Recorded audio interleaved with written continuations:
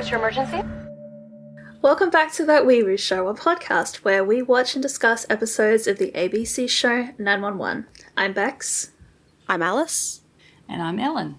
Big thanks to everyone who has listened to our episodes so far.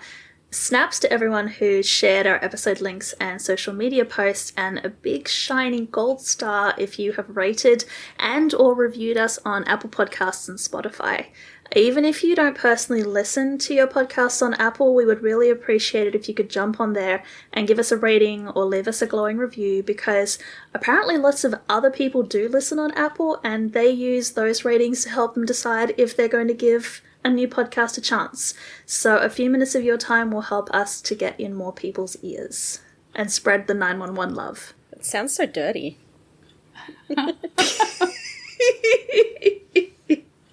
That's what we're all about. Well, it might be a good time to remind people up front that you can actually leave us a comment directly on Spotify now. We worked out how to do it. You can't do it on the desktop app, but you can do it on your phone. Just go into the episode's actual post and there's a little comment box there. So please leave us a comment. We'd love it if someone did. Try it out. Yes. We like reading things. It's almost like we're fanfic devourers. Yeah, almost. Alice, would you like to remind us what happened in the last episode of 911? Yeah, so we've had a bit of a break, and so did 911. So last year on 911, the 118 celebrated Christmas. Bobby proposed to Athena, Eddie gave Christopher the gift of his mother, while Chimney made a new sinister friend. I mean, he's not sinister towards Chim particularly. Yet. He did steal his wallet. He did. Yeah, but Chim doesn't know that. He's just his buddy, right? Anyway, this week, Bobby meets Athena's parents for the first time. Maddie attempts to end her marriage for good, causing Doug, who we now know is the guest star Brian Hallisey, a.k.a. Jason, was what he called himself? Yes. To insinuate himself even deeper into Chimney's life. Meanwhile, a tanker carrying a tiger shark crashes on the freeway and a gas leak in a plastic surgeon's office happens mid-surgery. It's always nice when the things in the summary actually happen. Yes, these things I was all about happen. to comment. Like, hey, I did watch all of these happen. How nice. A few triggers for this episode. We have children at threat, domestic violence, we have some facial surgery, and that involves gore. We have a kidnapping, a stabbing, some stalking. Which also involves gore. Yeah. We have a shark attack, which sounds technically, implausible, yes. but yes. All right, so where do we even start with this episode? We start off in the plastic surgeon's office this time. Yes. With classical music playing, which drove me nuts until I could figure out what the tune was, which involved me having to scroll through a whole heap of TikTok trends until I could find a video that told me what the sound was. Which is Chopin's Nocturne No. 2, if anyone else needs to know that. Okay. That's the only part of being a fan of classical music. You can't just Google the lyrics when you've got something in your head. No. Yes. And even though they say on that ad that if you don't know what a song is, you just hum, for your phone to work out what it is, that never works. It doesn't. No, I'm too tone deaf for that. Like, anyway, so yeah, we've got a woman who the captions are calling Sadie. She's in like surgery, I guess. It's a plastic surgeon's office. It's definitely one of those like boutique-y ones in LA. Like, it's not in a hospital. Yes. She's in for a facelift because she wants the 35-year-old version of herself back. Yeah, sounds like she just got a divorce. She's talking about, like, I don't want him back, I want me back. And good on her. But she wants 35. She wants like 15 years back, basically. Yeah. But she also doesn't want to look like a duck. Yeah. But yeah, while she's like chatting to the plastic surgeon about like what she wants, there's like power tools in the background. And she's like, what are you doing? Like, what are you planning to use on me? Like, the power tool is just revving up and they're about to come in and put that on her face. Yeah. Just a Apparently, bench no, saw, they're it's just fine. They're doing some construction next door. It's all fine. So they put Sadie under anesthetic, and we as the viewers, we see the screen go fuzzy, and all the sound starts to distort, goes black, and then Sadie wakes up. We think, okay, cool, surgery's done. She thinks the surgery's done. She's like, are we still done? Looks pretty much How the do I same. look? Until She does. There's a bit of a red line around the her hairline and around the side of her face. But as the camera kind of pulls back, we can see that her face looks fine, but her neck doesn't. yeah, Because all the skin on her neck has been cut and then retracted, and we can just see like the muscles and the tendons underneath. Because gross. all of the medical team are just passed out Yeah, totally feel just like knocked out including- cold. on top of her. there's a lot in this scene that I have questions about. I'm going to apologize up front to everyone. This episode, there is so much of me screaming in this episode that nothing makes sense. Yeah, like this whole episode is... Nothing in this episode makes sense to me. It's starting right from the very Yeah. beginning. So yes, if you have questions, they're probably the same questions I have, so go ahead. Well, firstly, I was wondering where the blood is. Like, I would imagine that if you just peeled someone's skin off their neck, it should there would be a lot more blood. bleeding. Especially yes. since the people who were doing it were, passing out. And, yeah, I don't know. That's just the first of many, many questions.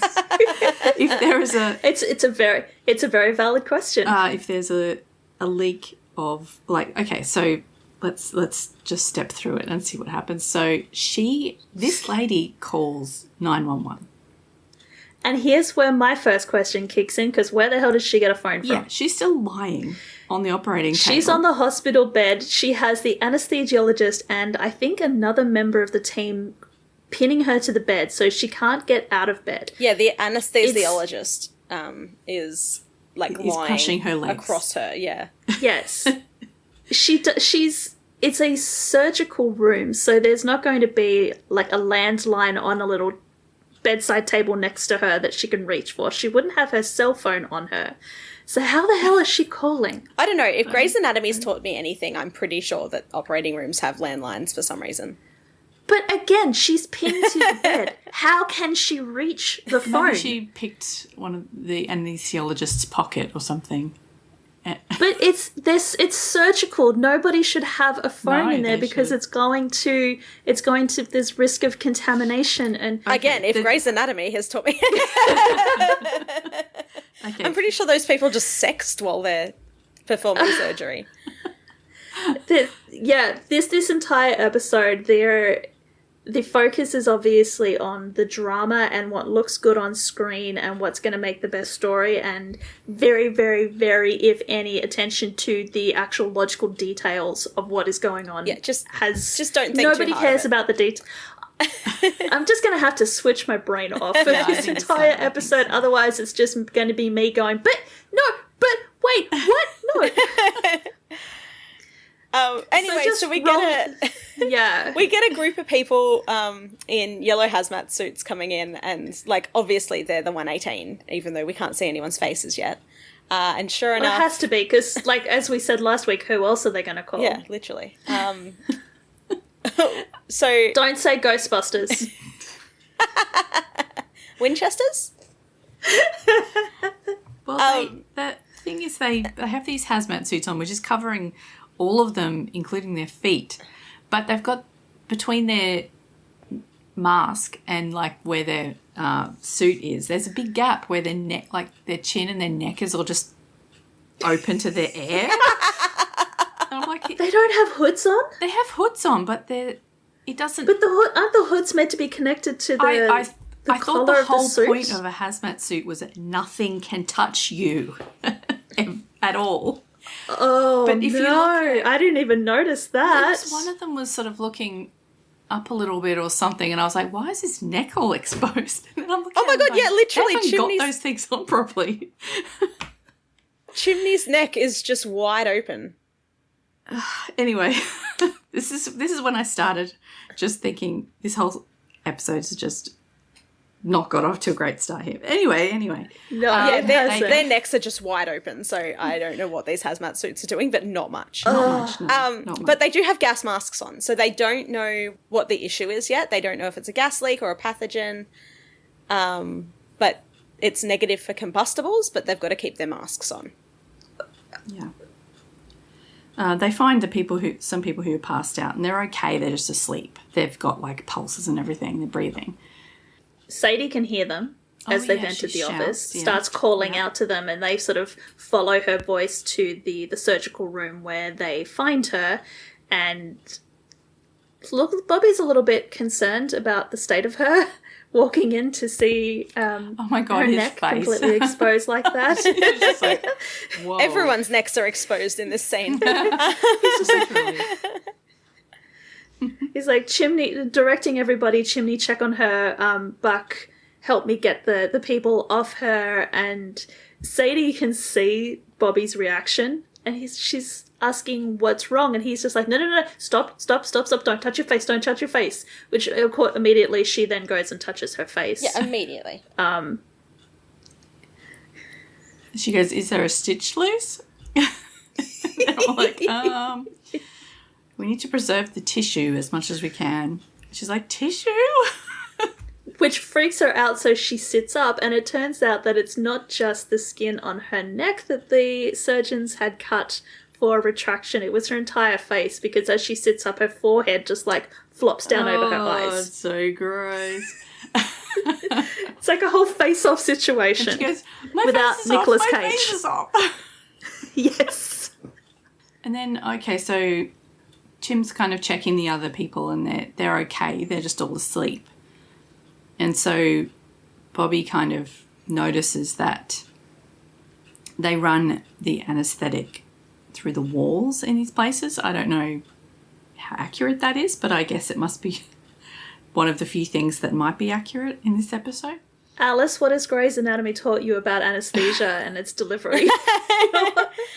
No, well, they're not boutiquey, so they just have it in bottles. Okay.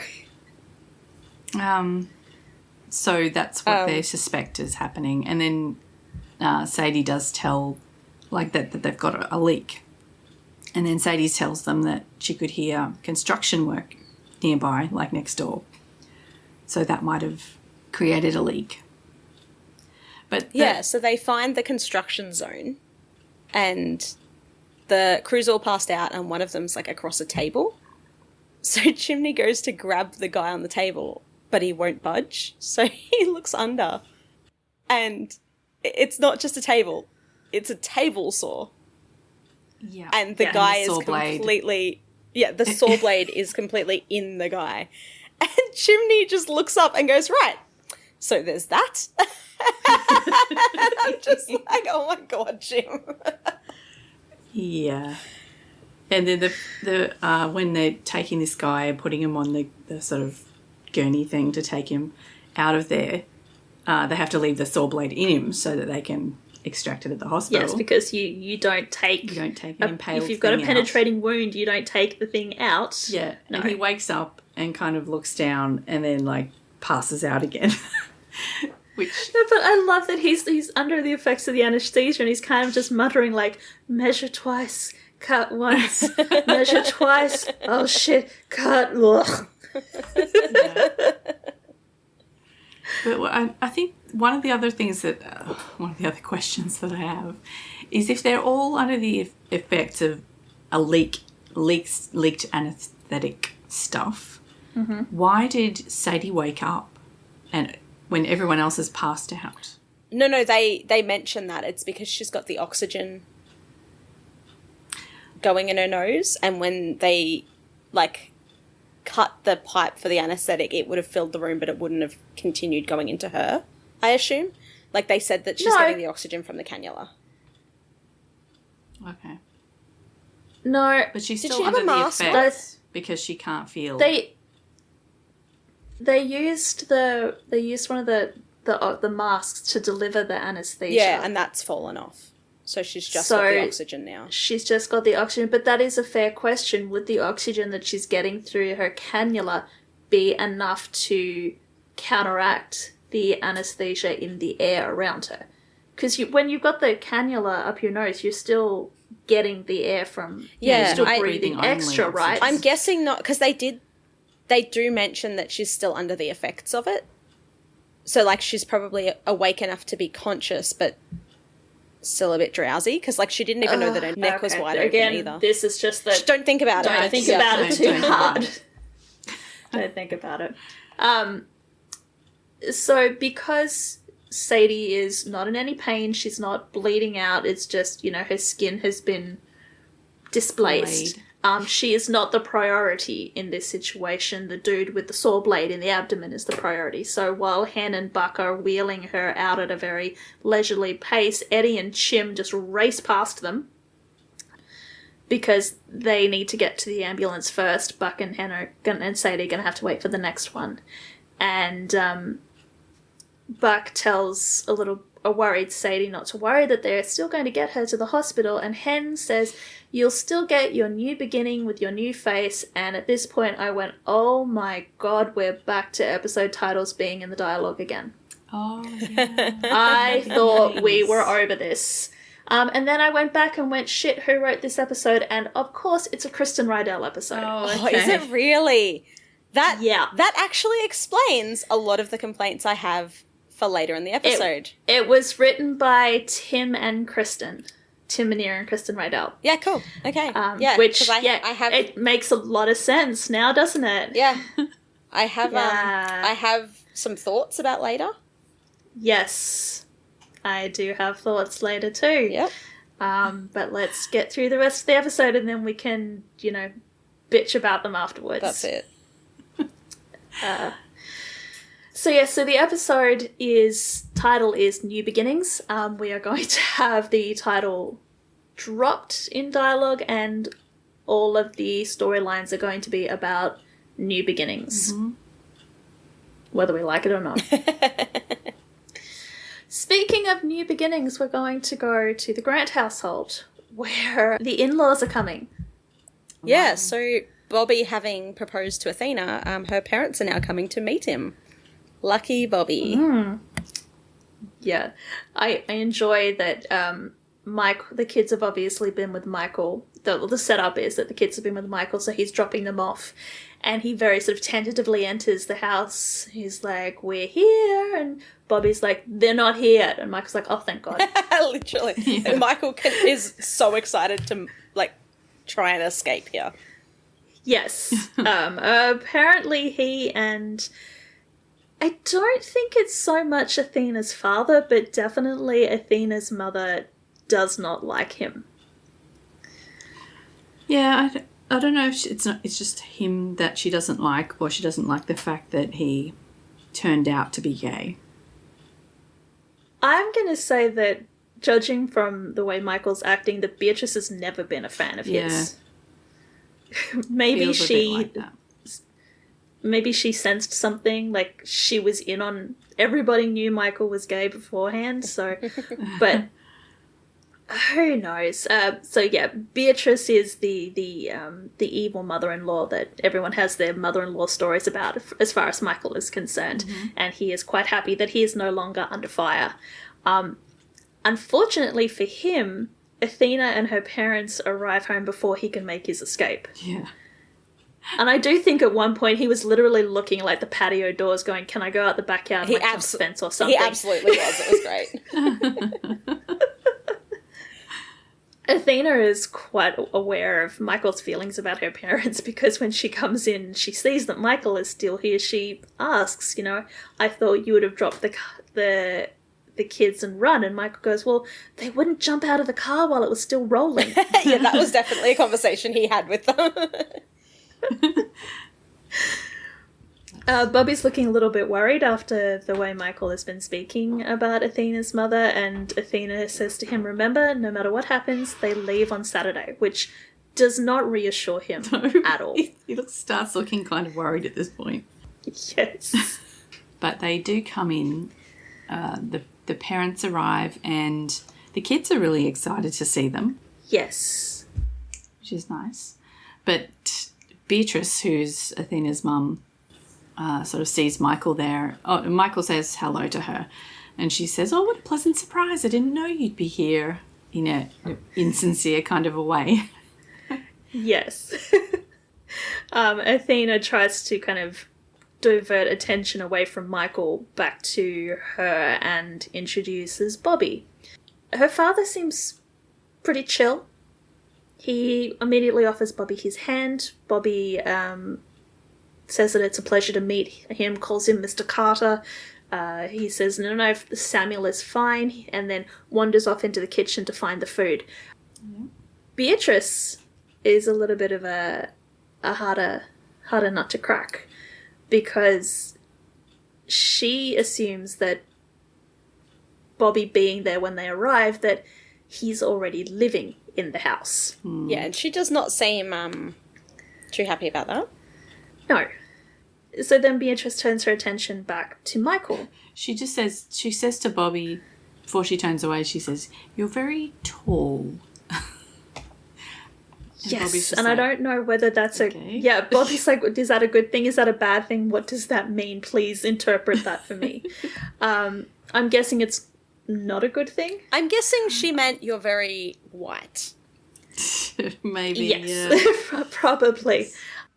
But yeah, Beatrice turns then to Michael, who goes, will your husband be joining us? And Michael's like, news oh no, to Michael. Glenn and I aren't actually married. And Beatrice goes, of course you're not married yet. You're barely divorced. I think at that point Bobby realises exactly what he's in for this weekend. Yep, he is fucked. Snide comments. Yes. Bobby, like the closing line here is Bobby asking Athena, like if she said Saturday, and Athena's like, uh-huh. But what I think is interesting is that Athena is well aware of her mother and the things that her mother says and the way that she acts and the way that she treats other people. So it's not this sort of situation where, Bobby and Michael are like, your mother is a bitch. And Athena's like, no, my mother is amazing. She's like, no, I'm fully aware that, my mother is the Wicked Witch of the West. Yeah, she's clearly just trying to do the family thing before the wedding. Mm-hmm. Yeah. Let's go to a slightly less dysfunctional family. Slightly. Where we have the Buckley family bonding activity in a boxing ring. Yes. I do love this scene. Buck is training Maddie in, I don't know if it's really self-defense, but he's training her with, she's got boxing gloves on, he's got the focus pads, and she's learning how to throw a punch, working out some shit. Yeah, they're having a bit of a, trauma counselling at the same time. Yeah. Working out her feelings with her fists. Yeah. And he suggests that this is so that she can kick her abusive ex's ass someday, because he would. Yeah, Maddie says that's not why she's doing it. She's doing it for her. This is Maddie 2.0. Although she doesn't call herself Maddie 2.0, she just says it's the next chapter in Maddie's fresh start, or perhaps Maddie's new beginning. She doesn't actually say new beginning, but she feels new beginning. She feels new beginning. Yes. Yeah, clearly this scene was written by Tim. She's so cute. She's like, come on, you got a new haircut, new apartment, I'm dispatcher of the month. I don't know if you heard. And she's kind of bouncing around on her toes, this big grin on her face. She's so pleased with herself. Apparently Buck has heard about 1,000 times that she got dispatcher of the month. So cute. But yeah, it's cute. It's very like siblingy. Like they're playfully teasing. Maddie says that she's thriving and Buck can't handle it. And Buck's like, no, I'm great. And she's like, yeah, you're doing great. You're still sleeping in my dining room. What happened to Earthquake Girl? Oh, apparently Earthquake Girl is in New York on business, to which Maddie responds, why is it that every girl you date either wants to flee the state or the country? Why is that? Ouch. But at least when Buck dates someone, he dates them. And what's Maddie's excuse? Yeah. She's just like, Now it's time to talk about Chimney. Yeah, because apparently Maddie and Chimney are still just friends. Except Buck says, except you want to date him. Yeah, even though Maddie's never told Buck that, she didn't have to. Because her intensity and speed notched up like 20% the second Buck mentioned his name. Mm-hmm. And he's like, why can't you just date the guy? And we cut to Chim answering his question, saying, I don't know. It's like, we like the same things, we laugh at the same jokes, even better. Maddie laughs at all of my jokes, and I'm not even that funny. I love so Chim. he's having his own kind of venting, dating counselling session. Not in a boxing ring. He is at a bar somewhere. He is shooting pool. But his confidant is Doug. No. Or I guess it's Jason because Chim thinks it's Jason. We know it's Doug. Yeah. And Doug is pulling little bits of information and just needling it at Chim. Yeah, he's like, maybe you should just move on. Like, you know, if she doesn't want Chimney, this. like, Chimney straight up says, like, her ex really did a number on her. Not saying you ruined it for anyone else, but so awkward. They're not even at first base. They're awkward hugs and funny glances. Yeah. And I'm sure Doug's quite happy about that. Yeah. But yeah, so Doug's trying to encourage Chim to move on. But is he? I don't know. Like, I'm not entirely sure what Doug's endgame is in this. Is he trying to encourage Chim to break up with Maddie so that Doug can get Maddie back? Or is he trying to push Chim into moving forward with Maddie faster because then it'll allow Doug to get access to Maddie? Because that's his endgame. Maddie is his endgame. Yeah. Well, it kind of felt like towards the end when Chim finally was going on a date, it just escalated the whole thing, and then he was like, oh shit, I need to get on I think this, that's you why know? he's like trying to push Chim away from her so that Doug can weasel his way back in. Interesting. Yeah, I don't know if that would push, if he thinks that would make her more receptive to him again. Like, who knows how his weird little mind works. But it hasn't really been. It's not entirely clear No. as to his motivations and why he has struck up this friendship with Chim. My vote is for he's using Chim to get to Maddie, and so he's pushing for Chim to extract Maddie out of her little castle, of her incredibly high security apartment all of a sudden, or the high security of the 911 dispatch. Get her out on a date so that he can get access to her more easily.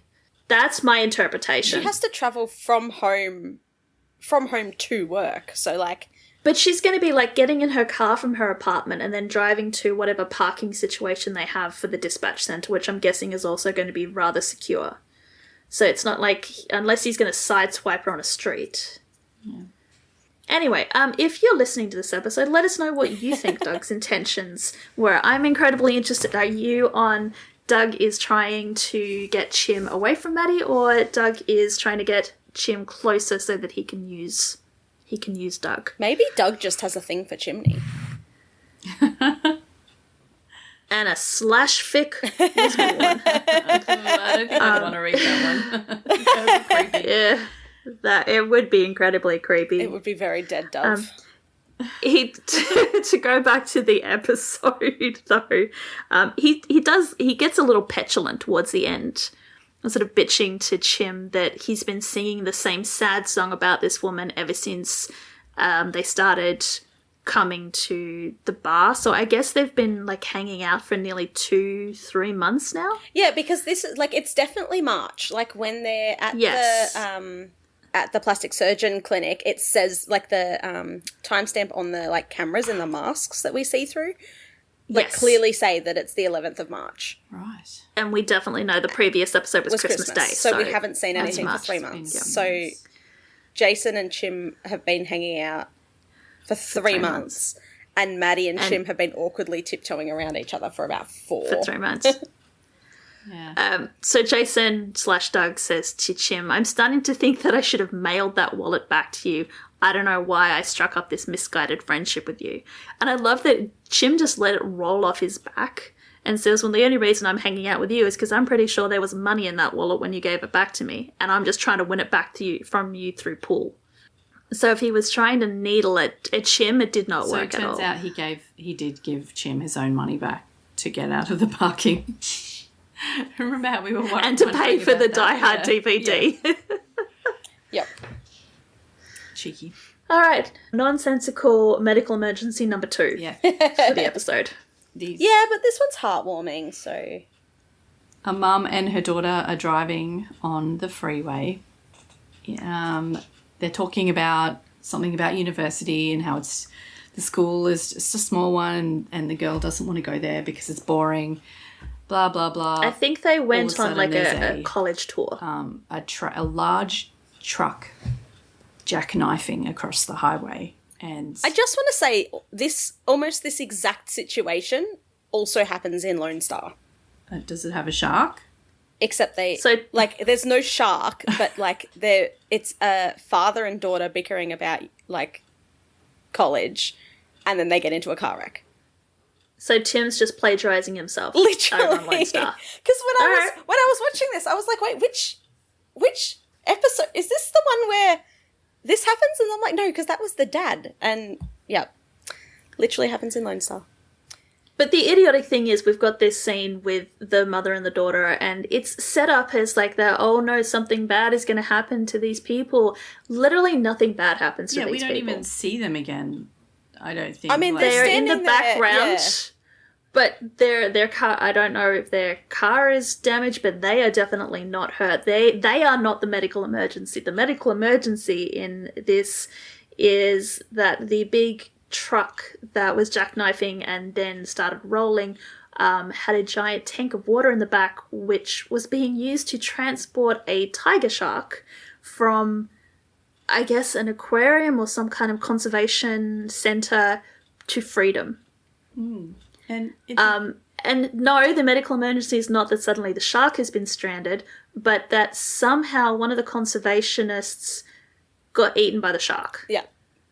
Completely just and I'm still not entirely sure how that happened. It just cut from it cut to black when they got hit by the truck, and then it just cuts to the shark on the ground with this guy's arm in his mouth, and it's like, how did this happen? So my assumption is that the team that were transporting ran over, tried to lift the shark, and the shark flailed and bit the guy because obviously the shark would have been scared and.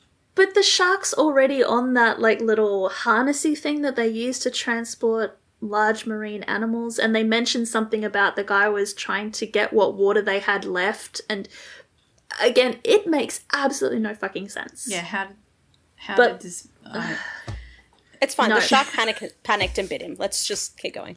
Okay. So they were transporting it for release into the wild, and the truck jackknifed, and Bobby just goes, Jaws! And Chim's like, right. Yeah. Oh, right. Oh, you mean those Jaws. Yeah, Jaws. Yeah, because apparently they're going to use the jaws to open the shark's mouth. Yeah, the Jaws. Which, again, shark's I jaws. just went, is that something you would actually do? Apparently the PSI of a tiger shark's jaws are, very, very strong. But I was just thinking, the way that the teeth of the shark, would you want to be, trying to yank I'm just going to switch my brain off. At risk of injuring the shark, surely, if you're, levering its mouth open. Yeah, and then, the Eddie literally shoves the jaws in right at the socket. So I feel like rather than putting it at the tip of the jaw and opening the jaw up, he's just going to rip the socket the jaw socket open. Ouch. I don't understand. I'm just switching my brain off. Yeah.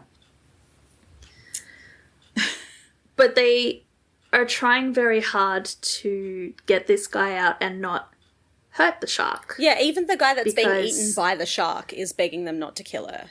Because she's Yeah, come I'm so just far. I'm just calling him fish food in the notes.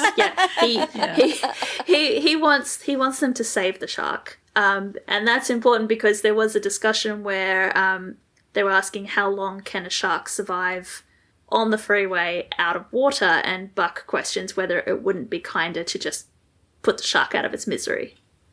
But no, apparently they have to try to save the shark. Yeah, they've only got They minutes, so they have to get on with Yeah. it. So they get fish food and the shark separated. And I'm always checking all of the turnouts to see who is attending the scene. And I am now convinced that they just have like a rolling rack of turnouts with random names on the back that they just hand out to extras at random. Because there is a guy wearing Taylor on the back of his turnout, but it's not the same Taylor we saw at the earthquake. Oh. Unless Taylor has grown a full head of hair in the time since we saw him last. I mean, it's been like 6 Okay, months. That's funny. Well, they didn't count on you checking up on all the extra members They of the didn't. Wayne team. Apparently not. Maybe It is they my hired mission. a new Taylor. Maybe And they it's Taylor Kelly and she's just I- hanging out. No, I mean, I really think it is just they're not paying attention. Just like, we've got these coats, we've got these extras, They let's don't just think chuck a anyone's coat on paying them. We're not attention. keeping track of Yeah, who's... that's it. We're not hiring the same background extras for every scene depending on the turnout. It's just, it's one of those things that once you start noticing, you can't unnotice. Yeah. Anyway, but they hoist the shark up onto the end of the ladder. Yeah. And this really upbeat music starts playing. It's actually really heartwarming. They're like doing their best to save the shark. So they strap the shark in and drive the shark to a boat ramp. Yeah, it looks like it's like like one of the marinas along the coastline there. There's quite a few little... I'm pretty sure it's absolutely where I rode a jet ski in Grand Theft Auto 5. Yeah, yeah. Didn't see any There's sharks while I canals was and doing stuff, that, but yeah. But there is, I'm pretty sure if you go swimming in GTA 5, you can get eaten by a shark. So this completely checks out with my knowledge of LA via GTA 5. But yeah, so they drive the truck down the boat ramp and lower the shark so it's in like deeper water. And the conservationists are helping, and they're even like recording it, and it's just like really heartwarming. And like when the shark starts swimming off, they're all cheering, and Buck's like, "Oh, I wish that fish food was here to watch." And they're like, "It's fine, we got him." And yeah, they're like FaceTiming so he can see it. Even though his arm's half off it. He still wants like to I have see. no idea why this scene's in it besides just the ridiculousness, but it's cute and It's the heartwarming. new beginning. Yeah. It's the shark getting its new beginning, being released out into the ocean to be immediately chopped up by a motor of one of those fancy yachts as it heads out to open water. I would have thought that the canals wouldn't be the safest place for either the shark or the people who live around there. I'm but seriously questioning like the water quality of that area, Yeah. whether the shark is going to be able to survive but the there. shark needed to be Yeah, are in they- water. Are they so- like pet fish? Like when we acclimatize pet fish, like where you're supposed to like add a bit of the new tank water into the old tank water before Yeah. you like throwing the poor shark in.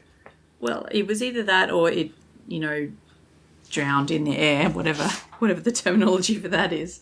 So it's going to have to go in the canal. Yeah, again, we really can't think about this at all. I'm just picturing the shark in like a giant bag and them like adding 10% of the water and like floating it for like, half an hour so that the water temperature's the same. That would make more sense. Got to get that nitrate cycle right. Yeah. I work at a fish store, can you tell? But what I found interesting was that the song as the shark swims off to freedom, the lyrics of the song repeat, and it's like, we will get by, we will survive, we will get by, we will survive. That continues playing as we cut back to Athena and Bobby. Yeah, they will need to survive. Because apparently, while they were both at work, Athena's mother reorganized their entire kitchen. Yeah, because that's what you do. I felt this. I haven't had it happen to me, thank goodness. My mum knows better than to try and move stuff around in my kitchen, but one of my friends, I'm sure, said that when their mum came to stay with them for a bit, that she kept rearranging the kitchen, and they were like, "Why are you doing this?" She was like, "Well, I couldn't find anything, so." And this is exactly what's happened with Athena's mum. She's just decided that she can never find anything, so she's rearranged everything. And I mean, during COVID, my parents rearranged their kitchen because I think Mum was bored. And then, when I But that's fine. But yeah, because it was their own. Their kitchen. But then when I went to visit afterwards, I was like, where is all the stuff? Like, it's been in the same spot for 30 years. Why would you do this to me? Yeah, that would be tough. Bobby and Athena are in the kitchen struggling to make dinner because they can't find anything. Like, Bobby's trying to strain the pasta, but he can't find the colander to strain it through. Meanwhile, Beatrice and Samuel are in the living room with May and Harry, and May is showing Beatrice the photos from the homecoming dance that they had last year. Flicking through photos on their iPad showing her dress. Beatrice is cooing over the dress and cooing over May. May keeps swiping and brings up the photo of Bobby with Athena and the kids, and Beatrice goes cold. Her face just immediately changes. We cut back to Athena and Bobby. Their dinner is ready. They're ready to set the table, but Harry's science project is still all over the kitchen table. Apparently Michael was supposed to help him with it, but Michael had to go out of town or had a conference or something, so Bobby said that he would help, but it's now on the way for dinner. So Bobby's like, I will pack it away. Harry was supposed to do it, but I will do it. And Athena kind of calls him out and says, someday you're going to have to go from being best buddy Bobby to stepdad Bobby. And Bobby says, you're right. I will make Harry do it. This scene sticks in my head when I'm thinking about this episode. There's two parts of this episode that I always remember. It's this scene and the scene at the end are the two that I always remember. So Bobby goes into the living room. He apologizes for interrupting grandparent-grandchild time, gets down on Harry's level and very quietly says, Harry, I need you to clear the table. And Harry does that typical kid thing, like, yeah, okay, in a minute. Like, doesn't even look up at Bobby, doesn't acknowledge him, just like, yeah, I'll do it in a minute. And Bobby says, no, not in a minute, now, please. Now, we got to reiterate, he has said please, he has apologized for interrupting, he's done this very quietly, he's done this very respectfully. Beatrice is having none of this. Yeah. And she says, who are you to be giving orders? These are not your children, and you are not their father. Which at that point, okay, that's an awful thing to say. But then she goes further. And she says, I was very sorry to hear about your family situation, but my grandchildren are not your consolation prize. And Bobby looks like he's been slapped. And Athena comes racing into the living room. On the warpath. Yeah. The kids immediately get banished to their room. And they immediately just bolt out of the room because they know that shit's about to go down. Yeah, they're not stupid. And Athena demands that her mother apologize to Bobby. And Bobby is hurt, but he's trying to keep the peace. He says that she doesn't have to apologize, and Athena is like, yes, she does. If she wants to stay in this house tonight, she does. So Beatrice apologizes. She's sorry that she said it in front of the kids. And then she has a bit of an argument. Athena kind of says to her, you shouldn't have said it at all. It's none of your business. And then she goes on a bit of a rant at Athena for not telling her about when May was, had taken those pills. She didn't tell her, and Athena just jumps into everything without thinking through the consequences, and she says all this, like, while Bobby is still standing right there. Yeah. And she risks off, like, you don't consider the consequences. I'm going to move to Los Angeles. I'm going to become a cop. I'm going to marry a white man. Bobby's like, oh shit, you actually went there. Yeah. Like, the elephant is no longer in the room. The elephant is just, like, standing in front of us. Yeah, naked doing a dance. Like, Yes. But even though he is upset at what Beatrice has said about him, when Beatrice goes on and says that it's a miracle that Harry and May are still alive, Bobby's like, okay, no, that's enough. You can say what you want about me, but don't you dare say anything to my fiancée about her parenting, because she is a great mother and she does not deserve to be spoken about like that in her own home. And Athena's father kind of steps up at this point and he goes, Athena, I'm sorry, your mother was out of line. B, I think you should say something to your daughter. Beatrice kind of gathers herself and says, we'll leave in the morning. yeah, my notes about this whole scene is just Athena's mother is a piece of work. I mean, she's worried about Athena's decisions, but I think she's taking it all. The control freak is a little too strong. They've definitely written her that you can see where Athena's stubborn streak comes from. But where Athena has kind of used... I was going to say you could see how Athena is using her stubborn streak for good, and then I remembered the poor guy that she ran out of business during the... She doesn't always use it but for she's good. a little bit less of a menace than Beatrice is. But she looks absolutely devastated that her mother has called her bluff, and that rather than apologise to Athena and respect her, that is going to leave.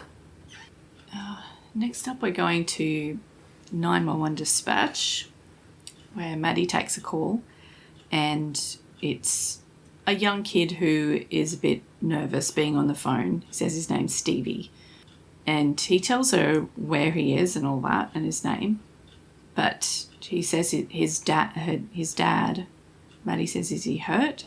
And Stevie's like, no, he did a bad thing. Maddie's a bit concerned about this.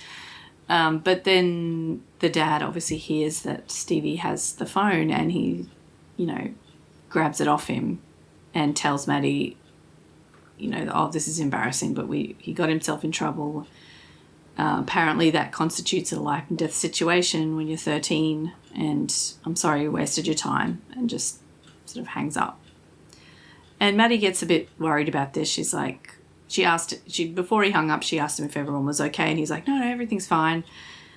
But she goes she's in the break room when Sue comes in. She asks Sue, talks to Sue about it and just says, like, I got a disturbing call. I'm not sure what is happening here. And Sue tells her to listen to her gut, and, if she thinks there's something wrong, she can call a welfare check and get it checked out. Yeah, she is the dispatcher of the month, after all. Yeah, she should trust her instincts. So off Athena goes to knock on this guy's door. Because apparently she is the only LAPD officer working. Yeah. She's trying to stay away from her house. So. That's true. But she does say that later. She doesn't want to go home. Yeah, so Athena goes to do a welfare check, and the dad, whose name is Eric, answers the door, and Athena introduces herself and says she's just here to follow up on a 911 call. And Eric's like, oh, gotta be kidding me. I can't believe they sent someone out for this. I already explained this to the 911 operator. And Athena's like, I'd just like to speak with your son if I could.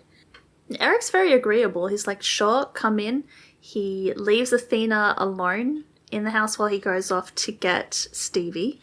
And Athena the house looks fine. There doesn't appear to be anything out of the ordinary. But Eric brings Stevie back, and he's kind of got that conspiratorial look with Athena. He's like, okay, now, oh, here's the big bad police officer who's going to take you away for calling 911, and it's a big joke to him.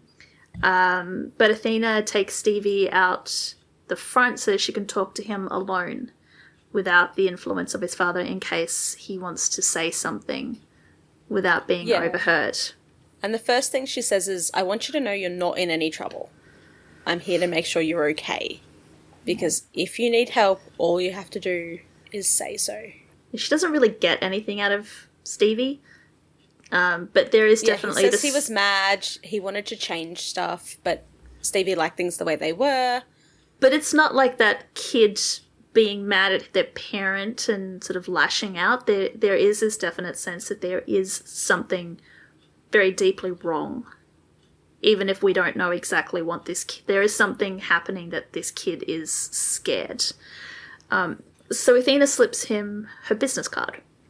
Yeah, she says our parents' approval is something we all crave, which is like coming straight from the heart for Athena, because her mother is not approving of anything. But I'm sure Athena's not projecting here at all. No, not at all. She says we can't let it stop us from doing the right thing. If there's something you need, if you need me to help you work out what the right thing is, you can call me. And that's when she gives Stevie her card. Yeah. And leaves and goes back to the dispatch centre. Not necessarily to report back to Maddie, but she wants Terry to pull up the call again and start futzing with the audio to see if they can hear anything in the call. Enhance. Literally. And in the background, they do enhance enough to hear him saying... It's so clear, too. I cannot believe that it only took a tiny little bit of manipulation and we didn't hear any of that when we were just hearing the call normally. There was, like, no sound, and then all of a sudden there's, like, very clear words. Yeah. Eric's got that 2024 iPhone in 2019, for sure.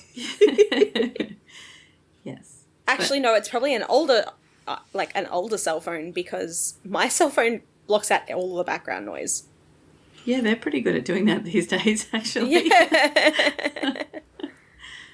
But yeah, they hear someone else. They don't hear someone else, they hear him talking to someone else. They're like, you just stay right here and don't touch anything, or something like that. Yeah. It's a sentence that doesn't make sense if he was talking to Stevie. Yeah. Because he's telling Stevie to give him the phone and then says, stay here and don't touch anything. Yeah. So the conclusion that they come to is that Eric was talking to someone else. Yeah, even though Stevie said it was just him and his dad.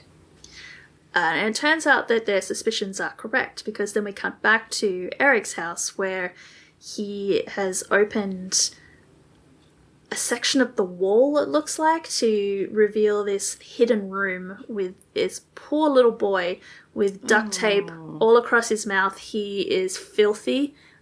His face looks like he's been crying, and he's been hidden inside this little room. Yeah. And Eric lets him out, and Stevie's setting the table for dinner, and so the TV news is reporting on the gas leak thing at the plastic surgery office.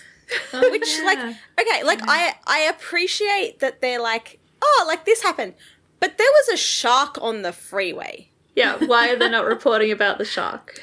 Maybe that was the number one story at the top of the bulletin. Must have been a very slow news day. Literally, like, no one cares about a plastic surgeon office having a gas leak. It would absolutely be the shark on the freeway. But yeah, no, let's talk about that. Anyway, as they're, like, setting the table, and, like, Eric puts the kid, like, at a chair and goes, you sit here, Noah. And the kid goes, my name's not Noah. And Eric goes, it is now. The TV, like, the news transitions into a new story, which is about a lost child called Brian Gallagher, who was last seen outside the church his family attends, and police are asking for your help in finding the missing boy. Eric immediately tells Stevie to turn TV off, turn the news story off, which and then leaves. Yeah. Like, I'm surprised that he wasn't the one diving for the remote control, but that doesn't help us because we need Stevie to be the one to very slowly walk into the living room and find the remote control and pick it up and then look at the TV and go, oh, hey, 6-year-old Brian Gallagher looks a lot like Noah, except he's blonde. And then he sort of puts you can see him kind of connecting the dots a little bit in his own head before he turns the TV off. Yeah. So the implication is that Eric has stolen Noah and has dyed his hair to disguise him from notice. And now Stevie knows. Yes, and now Stevie knows. But Athena still doesn't know, and she's called in the cavalry this guy who's called Romero. Is that that's what he's called in the notes. I don't remember them actually introducing him in any way, but... I'm getting all mixed up, but we've seen him before. I'm pretty sure we have seen him before. Okay. If we haven't seen him before, we definitely see him again. He's a pretty cool character. He is, on the ball. He knows... They do... Yeah, It's really interesting that they make this big deal about Athena riding the solo car, and yet they keep bringing Romero in to be her partner, but not really her partner because he's a detective. And she's a sergeant. But yeah, they're sitting out the car doing surveillance. Yeah, and they've looked this guy up and he's all clean. There's nothing weird about him. He's just a freelance IT guy. Yeah, they have literally nothing to go on except for a thing in the back of this 911 call, but they decide to stake out his house and steal his garbage. I do like how they steal the garbage, though. That's kind of cool. Yeah, that's kind of funny. So, Eric and Stevie put the bins out, and then this homeless guy just so happens to be walking down this very suburban street with a big shopping trolley full of bags, and he goes up to only the Parnell's wheelie bins, pulls out their rubbish, chucks them into his shopping trolley, and then sort of rubs at his face as a pretense to get his hidden radio up to his mouth and signals to Romero that he's got the bag. Because apparently he is an undercover police officer. It reminded me of have you seen that that video? It was a while ago now, but it was like this raccoon that was like creeping along, like it looked like it was like a robber. It was like creeping. And then they put the light on it and it just froze. It just froze? Like that. Yeah. And it's like up on its hind legs and it's just completely frozen. Yeah. Not the freezing part, but the just like going along looking kind of natural. That's like pretending to look natural, but actually just looking like someone creeping. Don't be suspicious. Don't be suspicious.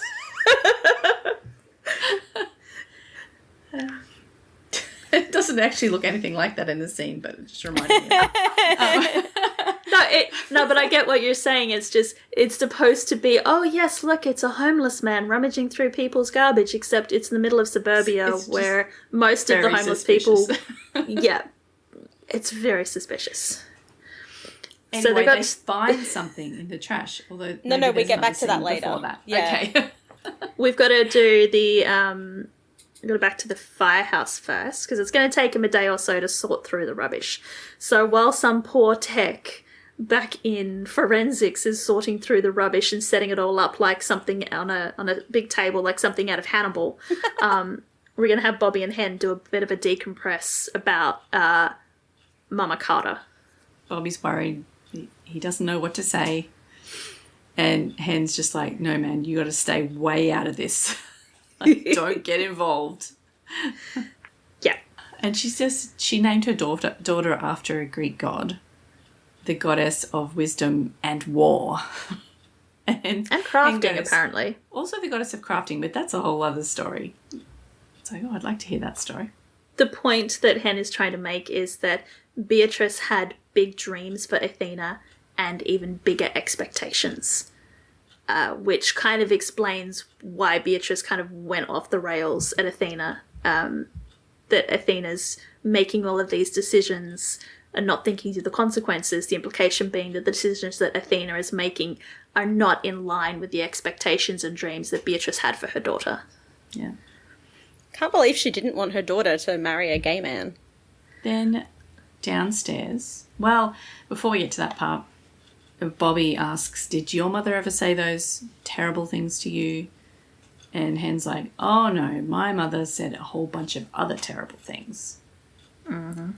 But she still forgave her because she's her mum. Which we're starting to push the, I can't remember who I talked to about this. I'm pretty sure I've had this conversation with somebody that Kristen Rydell really preferences blood family over found family. Oh, she just preferences Athena and Bobby. Like, I'm so fucking sick. Anyway. But you can see this here that, like, it doesn't matter that the parents are being absolutely horrible to their children because they are their parents. You have to love them no matter what. Yeah. But yes, as soon as I realised that this was a Kristen Rydell episode, the fact that it's all a Bobby and Athena and Maddie and Chimney, like big sweeping character arc episodes, made sense. Like, I don't... Yeah. Which is my way of segueing into what happens. So we've got Bobby and Hen upstairs, and downstairs, Maddie walks into the firehouse. Because she's serving divorce papers on Chim. Yeah! So soon! She hands him over, and Chim's a bit confused, but okay. Because they're not his divorce papers. She is showing him that she has filed for divorce from Doug, which therefore frees her up to actually date Chim. I was reading a fic earlier today, and one of the tags was horny behaviour, and this is horny behaviour. Showing your potential boyfriend your divorce papers so that you can get some. You can get it on? Yeah. Yep. Good for her.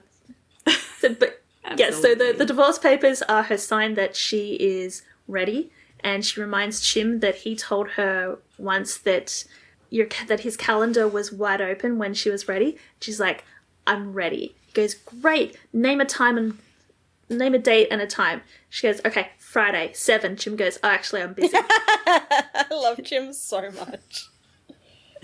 The irony is that he actually is busy, but I love that he just, like, plays it off as a joke. He's like, no, I actually am busy, but I will drop everything and I will make time for you. Yeah.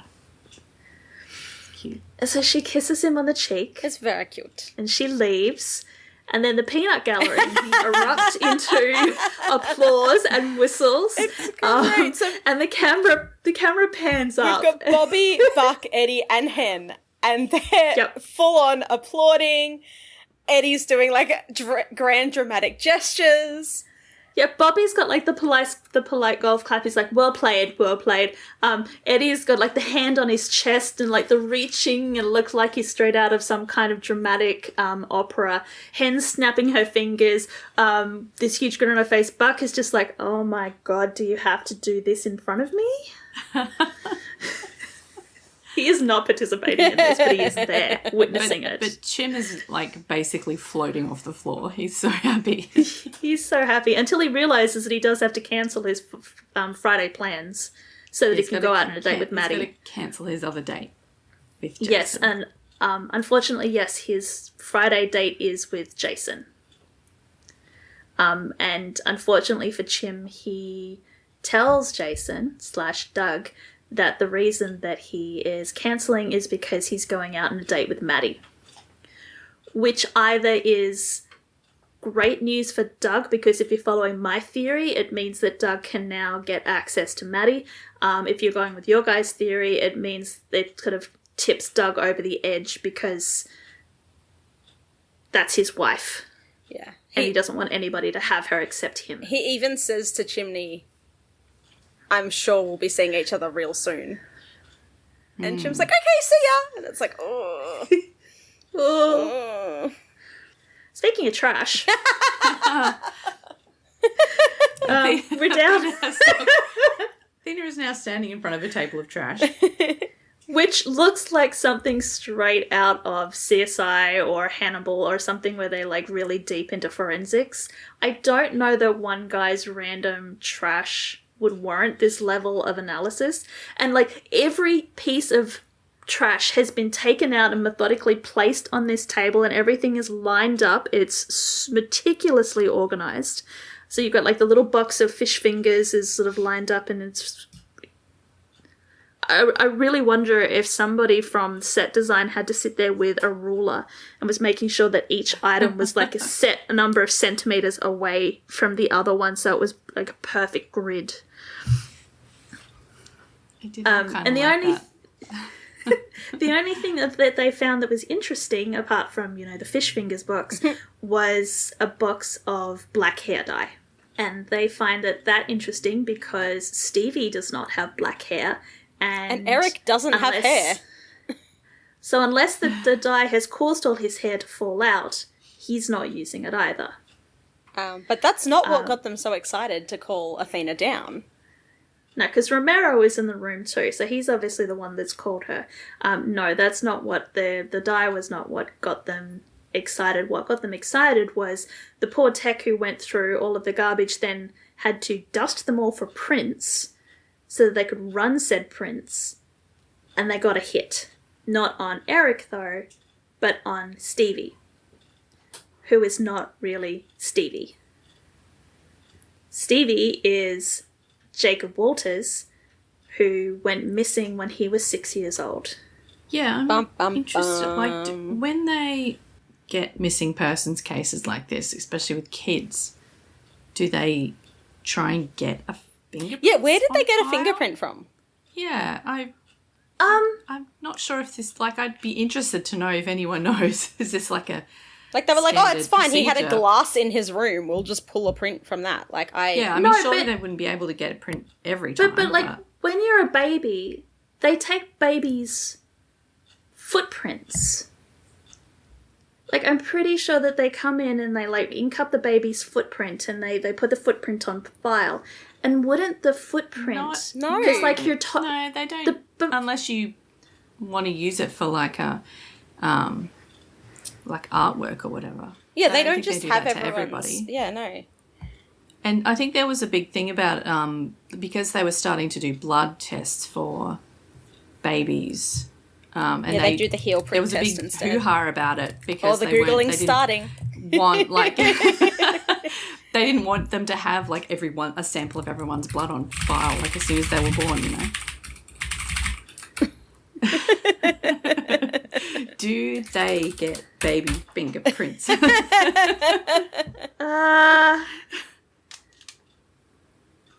No, apparently... I don't know. Some places are saying yes, some places are saying no. So, in theory... Maybe in Tasmania. If this is a I don't know. No, but T wasn't born in here. But, okay, in theory, if this is a universe in which they still take footprints or record footprints of babies, toes are just, like, weirdly shaped but pretty much still considered fingers. But so they would be able to match... The same, would it? Pardon? Would the print be the same? No. Well, like, yeah, because, like, all the prints of the... No, each of your fingers has got a different print. So your toe prints are going to be different. And if they've pulled something off trash, then it's going to be fingerprints. But, I mean, they might have, like, when he went missing, they might have found something in his house that had his prints on it, which is fine. Prints. That's... if that is what they do. I don't know why I'm trying so hard to make Kristen's lack of detail work, because it doesn't. I should just stop because it doesn't make sense. Maybe they don't, and it was just something she made up, and it... No. Because I want to scream about what else doesn't make sense, because they go to the Parnell's house and they bring the frickin' SWAT team. Yeah, the full SWAT team. Yeah. And I looked up and I went, hang on. What is SWAT? Why would they have SWAT? So SWAT are used in high-risk situations where there is a risk to normal police personnel. So it's meant to be like hostage situations. It's meant to be shootouts. I mean, I guess this is They a hostage use SWAT. situation-ish, maybe. But the thing is, they don't know that Eric has any weapons. Literally, yeah, it's so dumb. There's been no discussion that he has weapons. There is no evidence that he is dangerous. It is theoretically possible that Romero and Athena could go to the house by themselves. Unless they have done some sort of search and discovered that he has a huge weapons cache, but they've already done a search on him and he was squeaky clean. So there is no reason to have SWAT go except for it's fucking dramatic to have them like Alpha clear, Bravo clear, bang down the door and the team searching. Yeah. Yeah. And in any case, they're not home. They're not even there. When they get there, they're not even there. Like, they didn't even do any recon. They just... Yes, it's so... It just and then they're just like, oh, I guess we'll put out an Amber Alert. Like, you didn't do that first? Like... Yes, that should have been the first thing. Was there not already one? Like, from the kid who was... Like, if they already have all Eric's details, like, surely they have his number plates. Yeah. So, like, it just, Put out an APB. Yes, you put out an APB, you put out a bolo for him. Yeah. You don't deploy a fucking SWAT team in his neighborhood to do it, to check to see if he's home. Especially when there is no evidence. Like, there's no evidence that Stevie is in any danger. He has not been hurt. There's no signs of abuse. It's just that this guy appears to have snatched a kid. That does not warrant a full I'm leaving my SWAT thoughts till the operation. end of this, but, like, yeah. Athena managed to hype them all up into like we need to take this guy down now.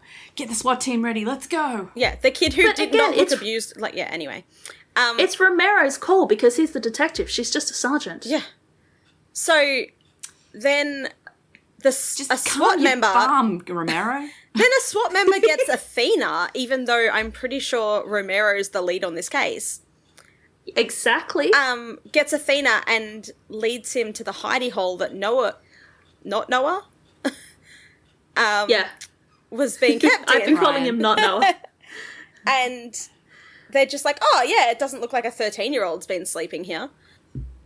So Athena makes this leap of logic and gone, okay, well, this guy's gone missing, he's taken Stevie, and he's obviously snatched another kid. Yeah, like, clearly there's another kid. Like, it couldn't have just been from when Stevie was 6. Yes.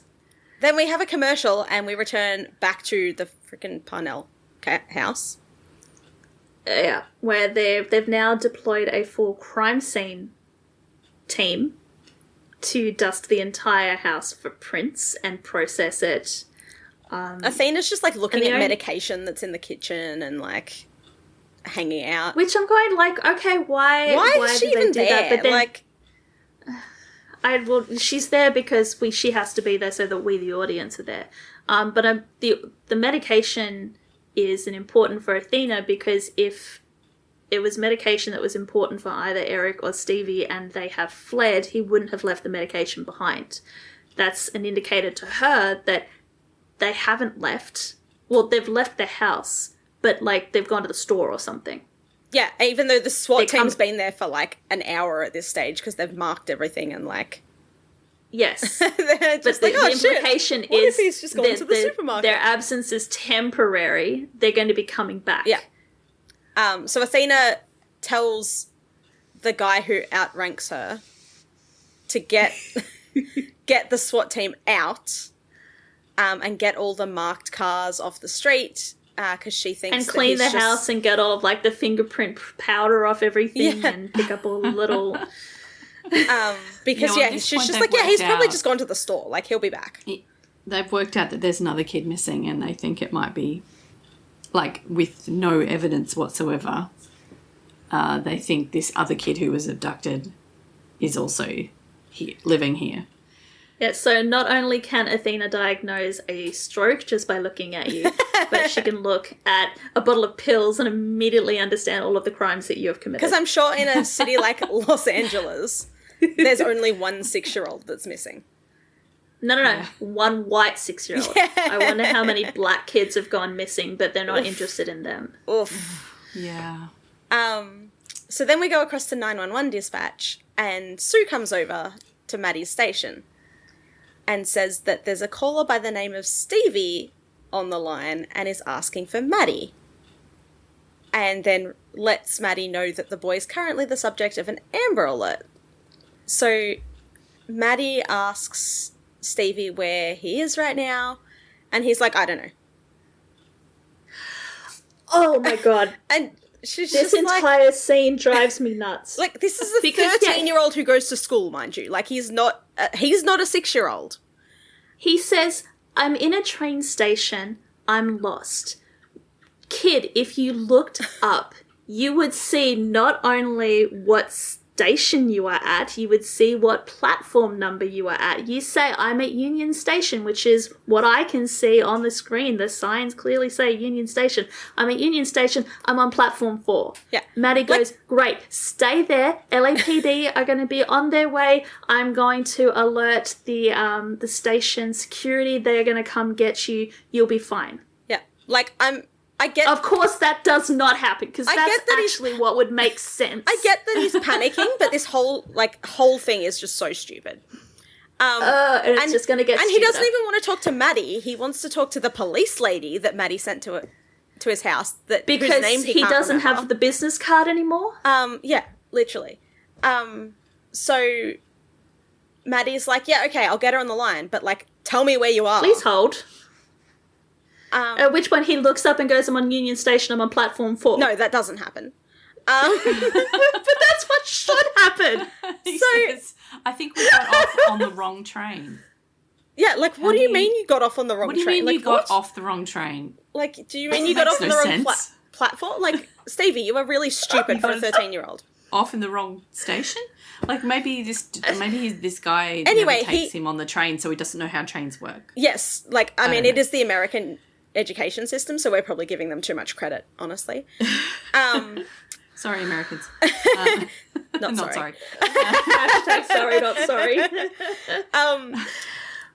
But yeah, so Maddie asks if his father's with them, and he says, no, please, you can't let him find us. So Maddie puts through Athena, and Maddie's like, yeah, I've got Stevie on the line, he was trying to call you. And Stevie's like, I'm sorry, I should have said something when you came to see me, I was just so scared. And Athena's just like, yep, cool, where the fuck are you, you stupid little kid? He says, I'm at Union Station, I'm on platform 4, come and get me. But no, instead he gives this big, like, speech about how, like, and vague, about how he lied. Who lied? My dad. So apparently he said that Noah's parents didn't want him and he was going to be Stevie's new brother, but Stevie knew it was a lie, and he tried to say something, and he doesn't know where his dad is because they left while he was asleep. And I'm like, what time is it? Because he's trying to take Noah back to his real parents. Yeah, but he got turned around.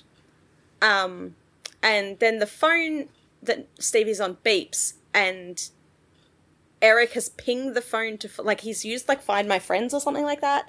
But he's also standing right in front of them. So, like, why is it only just pinged now? Like, clearly he's been tracking him the whole time. And is that how Find My Friends works? Like, No. if you're trying to find someone's location. No, so, like, I have Mum on Find My Friends.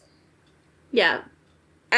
So if you're tracking her, And does her phone let her know that you're tracking her? No, she has no, like, she gets no notification if I'm tracking her. Oh, really? No, I can't find her phone right now. That's awkward. See, yeah, Where's that's my what I mother? was thinking. There would be no... There's so much talk about, people tracking other people's phone, like, stealthily. That wouldn't happen if every time someone tried to track you, you got a notification going, No, like, hey, this person's trying to find your phone. No, like, you have to invite someone to see your location. So, like, Mum went to Europe a few months ago, so she shared her location with me, and then just didn't turn it off, unless she's turned it off now, which is why I can't find her. Either that or her phone's gone flat, because it is my mum. But, yeah, so occasionally I'll just be like, oh, is Mum home yet, so I can call her? Because, like, if she's at work, I'm not going to call her. But, yeah, like, she doesn't get a notification if I'm watching. I just always have access to her location. Yeah. Unless her So thing's on. So they've done this for the drama, Yes. which they didn't necessarily need because all they needed to have was, say, Eric is at the top of the stairs on the level above the platform. All he had to do was, like, yell, Stevie! Yeah, literally. And they turn and cut. They didn't need to do the thing with the phones. The phone thing was so stupid. How else would he have found them? No. He could have tracked the phone. I'm not without upset that. that they But tracked the We didn't need a phone. stupid I'm notification saying right at the last minute. no- Like, yeah, we didn't yes. need a notification while he was in front of them. yes. And we didn't even need to know that that's how he found him, that he tracked his phone, because they've not explained anything else in this show. Why did they need to explain that one little thing? Anyway, so I think But yes, he's found him. I think they lose Stevie's phone. I think he hangs up at this stage, or like it stops working or something. I don't fucking know. But No, Athena's he does tell Maddie that his dad's found them. yeah, but then they just and lose, and then they hang up. Yeah. and run off. So then Athena asked what station he was calling from, and they pinged him at North Hollywood. I don't know if that's the same as Union, but that's definitely not what was on the signs. It was not on the signs at all. But anyway, they've apparently found his location and have dispatched LAPD. And then Athena asks, what is the next train at the station? Yeah, Where's it it coming from? Apparently, the next train arriving at platform 4 at Union Station is from Universal City Station. But we because don't even know apparently we don't even know what platform he's on. We don't know what platform. And apparently, We don't this even know station where is he so is. small that there only one train is coming in. Like, I don't even like. I live in the suburbs, and the closest train station to me has 4 platforms. I think now it used to have 2, and now it has 4. Yep. Yeah, and that's suburbs. Yeah. Like It's again, none of this makes sense. So basically, what happens next is that Eric has come down and grabbed the kids, and he's doing that. I'm very disappointed in you. He's scolding Stevie, and he drags him and not Noah away. yeah. What Police if your converge little on- brother got hurt? He's not my little brother. Police converge, and Eric pulls a knife and puts it to not Noah's throat. So now we've got a hostage situation. Yeah, it's So they it's baby knife from Deadpool, mind you. Like, it's the smallest knife ever. It's great.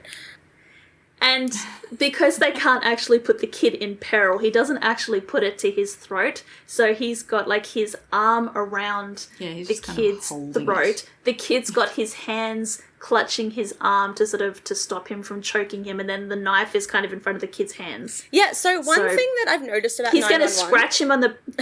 Yeah, he's just going to scratch him on the arm. Yeah. 911 has never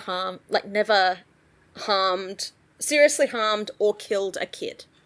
So Yes. whenever kids are in danger, I'm like, That's You know good the to kid's know, gonna though, survive. because I can't handle if the kids are going to get hurt. That's bad. No, I'm the same. Kids in peril are a big hard no for me. Yeah. Anyway, so they're just like, dispatch, the suspect has a weapon. We've got a hostage. Has a weapon. Stand down. It's Stand the down. Do not smallest- engage. It's the smallest weapon ever, but, stand down. But they have a plan because the train is coming into the the train platform comes in. behind Eric, and Eric's going, okay, here is my chance to make my big escape. So he keeps all the officers at bay, and this train pulls in, and the doors stop directly behind him on the platform, which is, absolutely perfect timing. He goes, great, I'm going to jump on this train, except the doors open, and Athena is standing in the carriage right behind him, and how the fuck did they do that? Literally, even when I'm on the platform watching it, I can never line myself up with the doors. So they have worked out which platform that they are standing on. They have worked out, and keep in mind, Okay, Eric hang is on. kind of running backwards and forward at this point. Platform now, they would know where it was because the police have now seen them.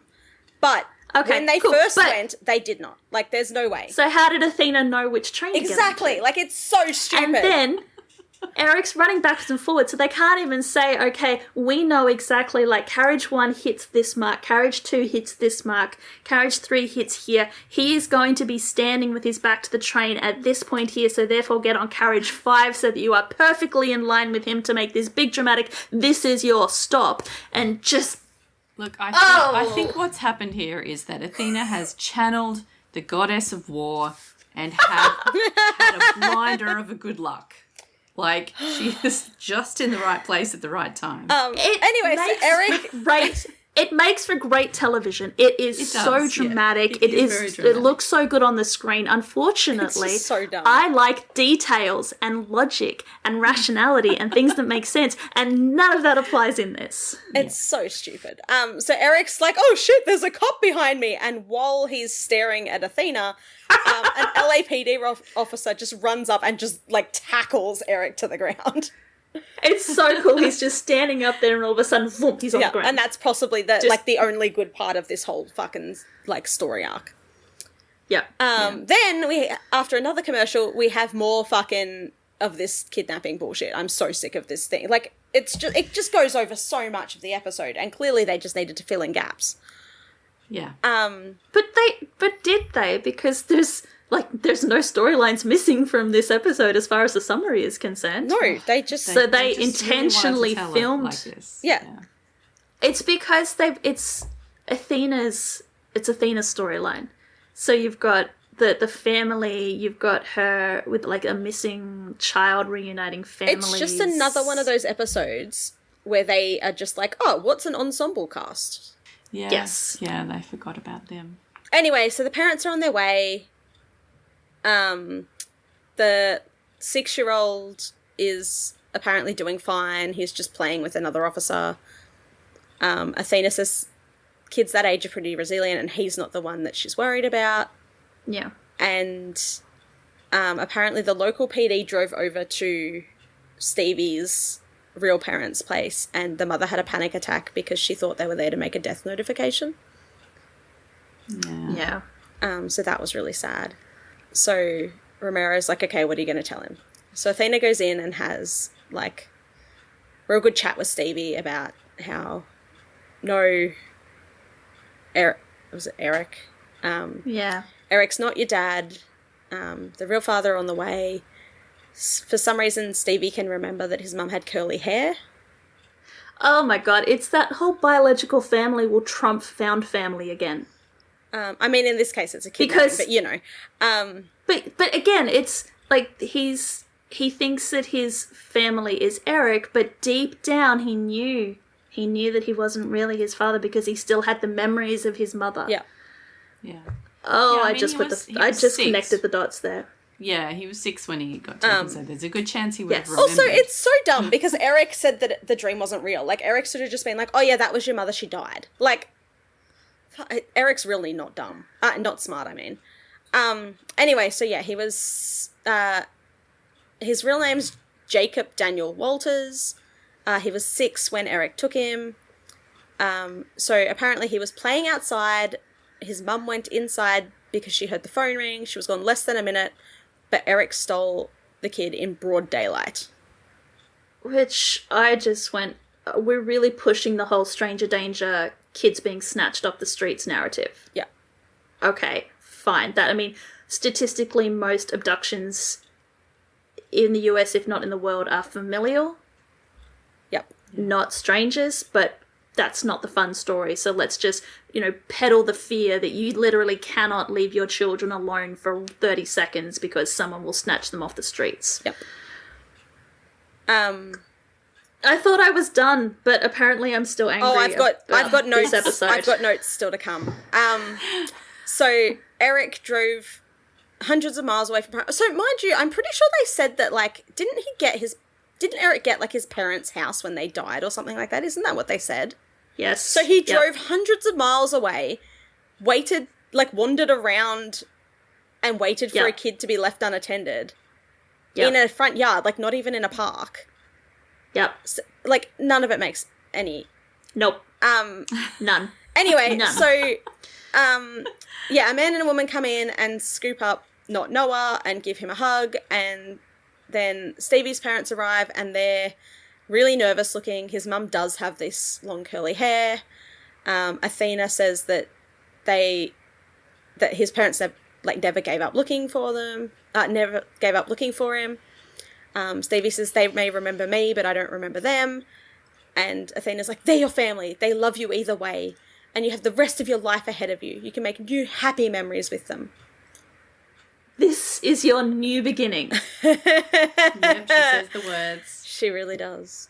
Yeah, so Stevie sees his parents. For some reason, Stevie shakes his mum's hand. And then I thought that was kind of adorable. Yeah, like, it's kind of cute. He's Look, as much he's as I looking at hate these this, people that he's... as much as I hate this, like, Stevie's mum then, like, squats down to look at him, and he reaches out and grabs one of her curls and, like, pulls it, like, in his dream, and I did have goosebumps. Yeah. Like, it's definitely, like... Like, that bit, yeah. It's a bit sappy, but cute.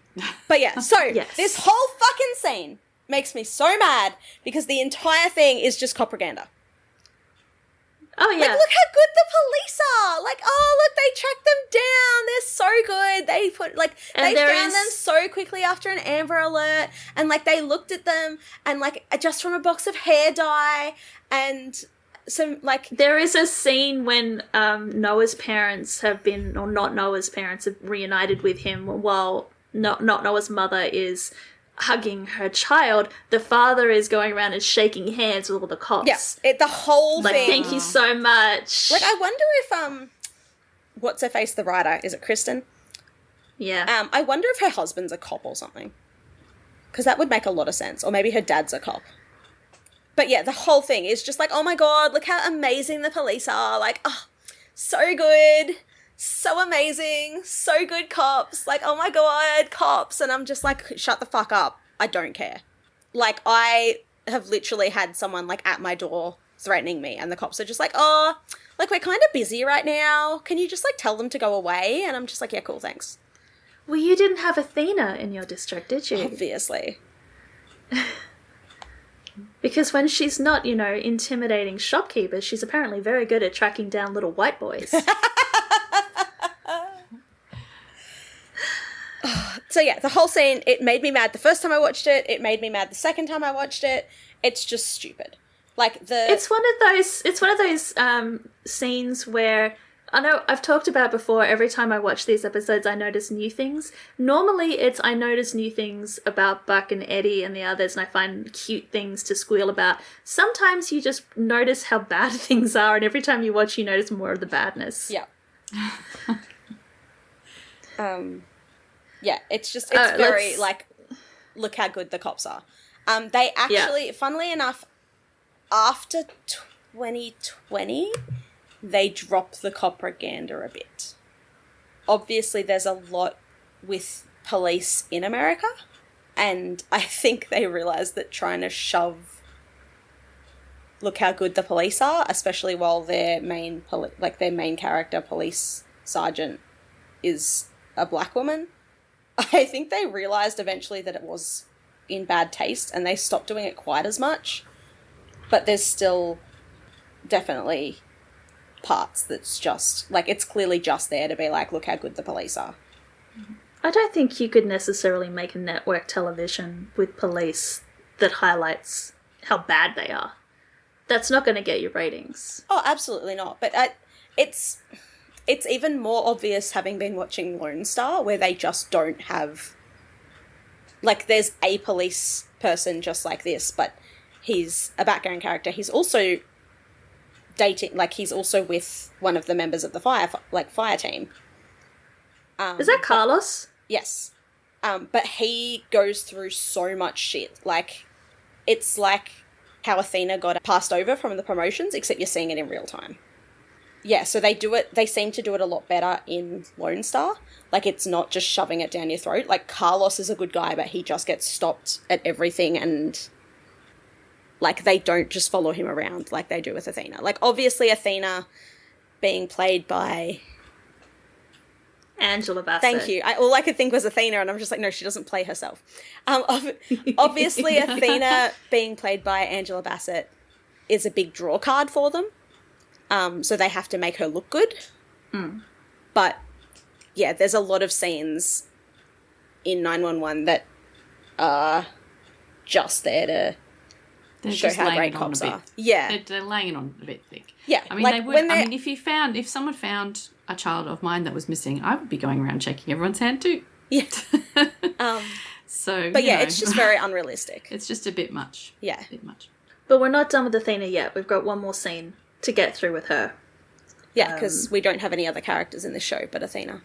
No, well, we got to finish off her arc. So she has reunited the boys. She's come home to see her own happy family, semi-happy. Kids are setting the table with their grandparents. Bobby has excluded himself out on the patio, probably because that way he is separated from Beatrice while he's holding sharp tools.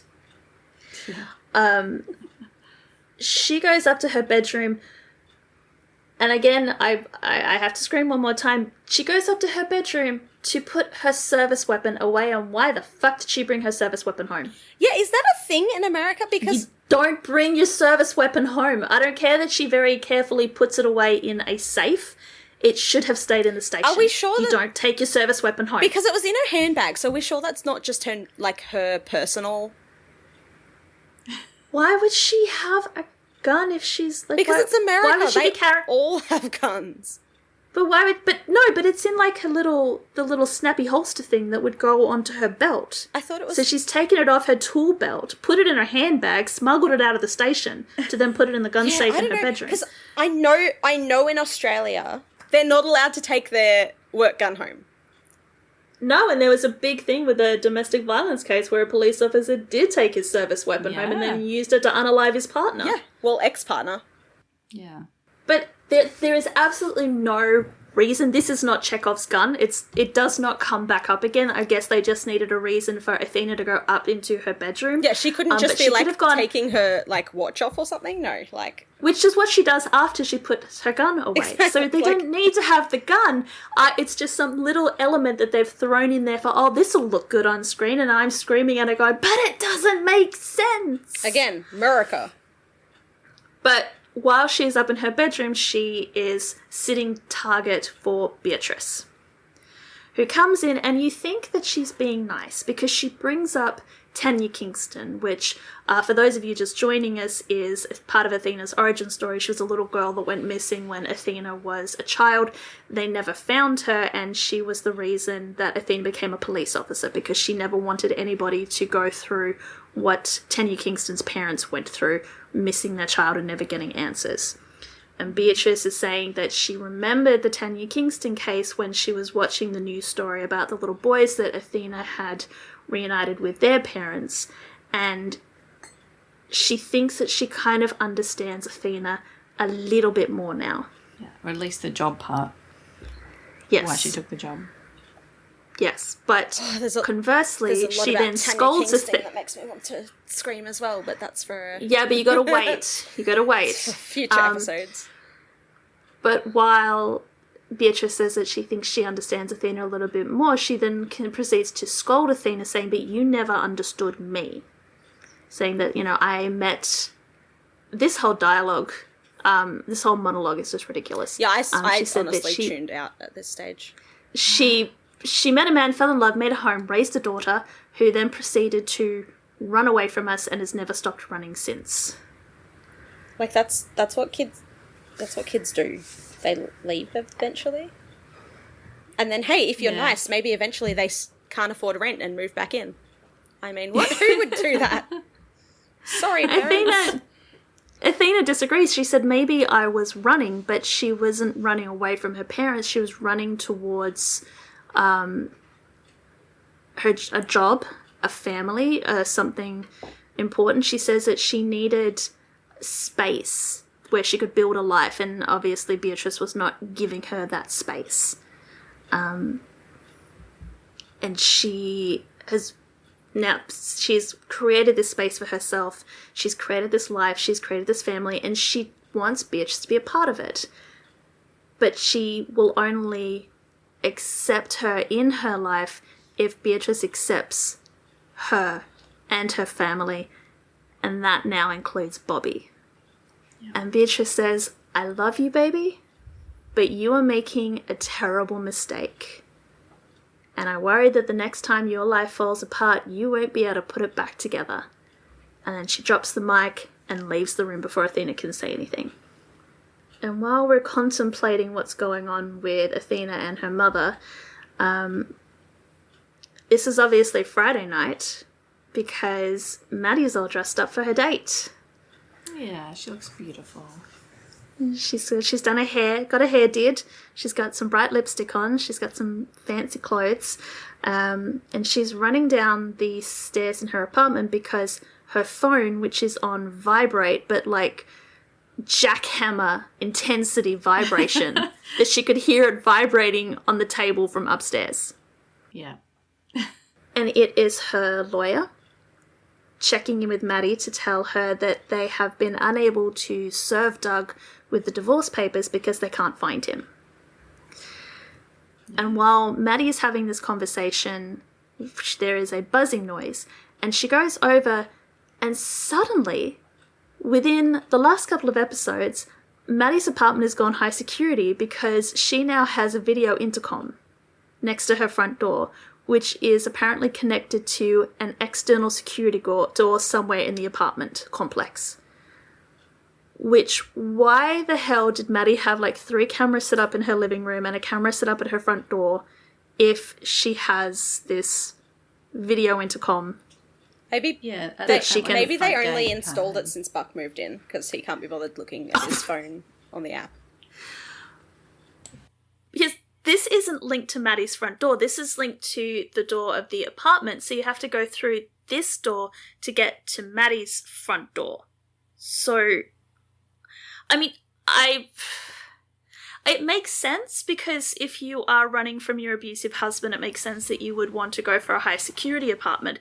But why didn't they set this up when Maddie first moved into the apartment? Why didn't they establish it then? And yes, I know the answer is because then we didn't get that cute bonding moment between Chim and Maddie where he came over and set up all of the security cameras and showed her how to use the app, etc., etc.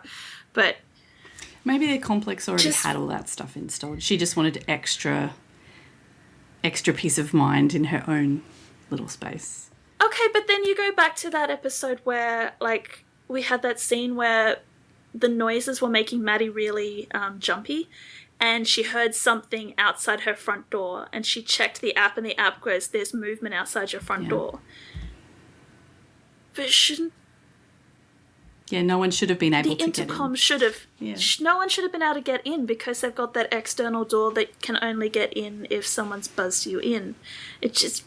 I don't know, all the, like... Again, I need to stop thinking about the details because the details are going to do my head in because they just don't add up. All the houses and apartment complexes and stuff confuse me. Like, I feel like Eddie's house goes from a house to an apartment sometimes.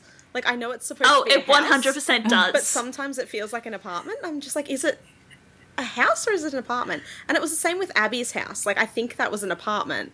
Yeah. But sometimes it felt like a house. Like, I don't know. I don't think the set designers really pay much attention to it. No, I don't think they do. Anyway, so Doug... My whole point of my rant about the video intercom is that it starts buzzing and Maddie goes to check it and it's Chim. And he's there ready to pick her up for their date and he's holding a bouquet of flowers and he's waving at the camera. And so Maddie buzzes him in and then opens her front door so that when he gets up, he can just let himself into the apartment, which is, like, strike one for Maddie. Because she's already on the phone, too. Yeah, because I guess she doesn't want to interrupt her conversation with having to... open the door. Answer the door again. She just did, yeah. Yes. But yeah. Anyway, Chim's got flowers and he's very cute. Yes. But... while they're, like... While so Chim's he goes walking through, like, this lovely garden that's in the front of Maddie's apartment... Hang on. He goes through the security door because Maddie's just buzzed him in. And then somebody grabs the door before it latches again and sneaks in through after him. And like, oh my god, who could that be? It's Doug. Oh, yeah, of course it's Doug. Like, who else would be trying to fucking sneak into Maddie's apartment complex? But, like, while this is happening, like, Maddie's actively on the phone to her lawyer who's saying, yeah, we don't know where Doug is. And Maddie's like, wow, that's wild. Let me unlock all my doors. Exactly. Yeah, she says it's it's a nightmare that... It's a night... Yet she's not, reinforcing the security and, battening down the hatches. No, I think... She's opening the hatches. Yeah, Chim being there has lulled her into false sense of security, maybe. Which is why my theory was that Doug was actively pushing for Chim to ask Maddie out in order to get access to her. Right. Because then she does stupid shit like opening doors and allowing him to just walk into her Well, apartment. it's worked out for him. Because Doug just does actually walk straight in.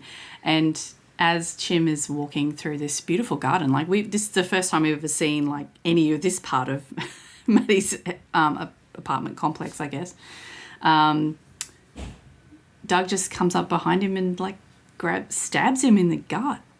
But he stabs him like multiple times too. Yeah. Yeah, at least 3, I think I counted. Yeah. And I hate that I had to watch the scene that many times to count how many times he stabbed like Chimney. Fast too. Yes. Yeah. So Chim drops everything and falls to the ground. And Maddie's still on the phone. She doesn't even... Like, she turns around and as Chim comes in, as she thinks Chim is coming in the door, she says something like, "You're never going to guess. Oh, you're not going to believe this." And then she turns around and it's Doug. Yeah. And he's just like, "Hey, babe." Whoomp. Fist to the face. Like, nice to see you too, honey. Yeah, right? So romantic. And that's the end. And yeah, and that's the end. As Maddie goes unconscious, the screen goes black. Yeah. And So so we've got- Chim's bleeding out. Maddie's unconscious, Chim's actively bleeding out in the atrium. And Doug's doing Doug things. Yeah. Yep. Yeah. So, like, I didn't realise this was going to be, like, a to-be continued thing when I was watching this the first time. And I remember that, because you watched this episode and then you're like, I'm going to have to watch the next one. And at first I was like, yes, you're going to have to watch Chimney Begins. And like, oh, no, you can't, because it's a 3-episode arc. You're not going to be able to stop. Keep going and watch Keeps going. But yeah, what a cliffhanger there. I can't believe that they left it like that for... Oh, no, this is the first one back after a break, right? So Yeah, it thank wasn't God. a long Yeah. hiatus. It was just a week. You didn't get the 3-month break with Chim, like, still bleeding out. Yeah, besides the Athena stuff, I really like this episode. Yeah. I like the shark. That was cool. They were just like, on a surface level, like watching this, it was a really enjoyable episode. But as soon as you start thinking a bit more deeply about any of the things in it, I mean, Oh, that's always 911 though. Like, just don't think too deeply about any of it. yeah, I guess so. I always forget about this episode. Like I said earlier, the only things I remember about this episode is Beatrice ripping into Bobby and Chim dying at the end. That's the only 2 things that I ever remember about this one. Yeah, I guess the rest of it's fairly forgettable. I don't know. The plastic surgery is just silly. It's all It's silly. all silly. The shark is silly. It's just... Anyway. The shark's silly. And The train is silly. The shark's silly, but the way it makes Buck's whole face light up. He was like- very happy about it. I love him so much. Just like Buck and animals. It's the cutest thing. Yes. All right, well, what have we got to look forward to next week then? Next week we get Chimney Begins. Okay, so another flashback episode. Well, it's interesting because they seem to be feeling out their different the different ways that they want to handle the Begins episodes. So, like I know it's technically not Bobby Begins because it's not called Bobby Begins, but it kind of does fit the pattern of Bobby Begins, where we sort of find out his origin story. That structure was him telling the story to Hot Priest, and we were sort of watching it unfold as he talked. Priest. Yes. And then Hens was, I guess, her telling us the story of how she became a paramedic firefighter. But it was all set sort of in the past. Whereas Chim's, they're doing something different. Okay. And it's, I think in the fandom, it's one of the, I don't know that the episode itself is one of the favorites because it's pretty dark, but that there are sequences in Chimney Begins that are just so beautifully shot, so beautifully composed, that they are kind of just hailed as stupid as this show is. Sometimes it pulls out absolute artistic brilliance, which is kind of why we're still here. We're waiting for those little specks of brilliance amongst the ridiculousness of lining Athena up with the frickin' train carriage exactly on the platform. Diamonds in the rough. Yes. But we'll get to that when we get to it is next week.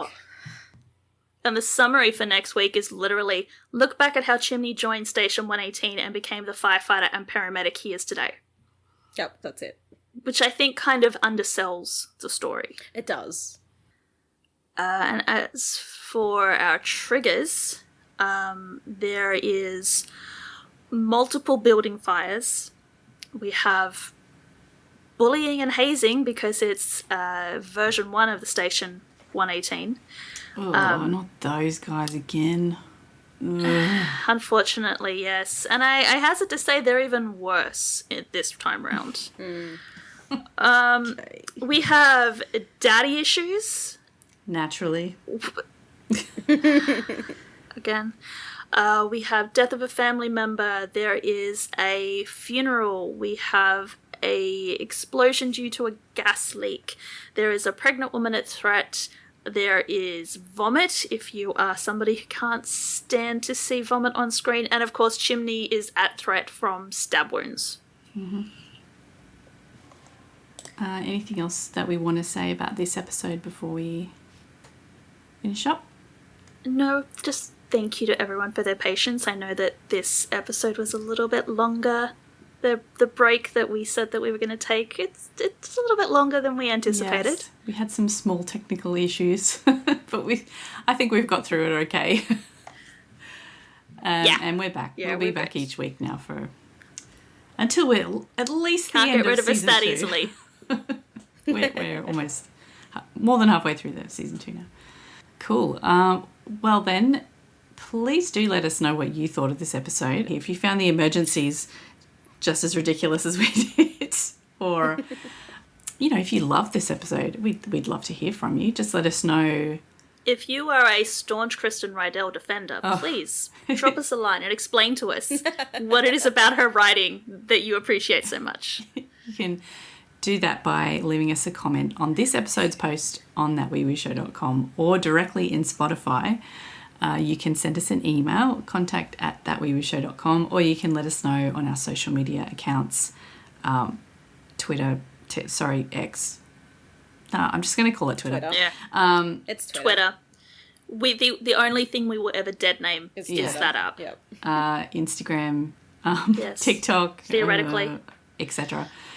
So, and all of those other ways that you can follow and subscribe to the podcast are all on our website as well. So go check that out. And thank you everyone for listening today, and we'll see you next week for episode 12, which is called Chimney Begins.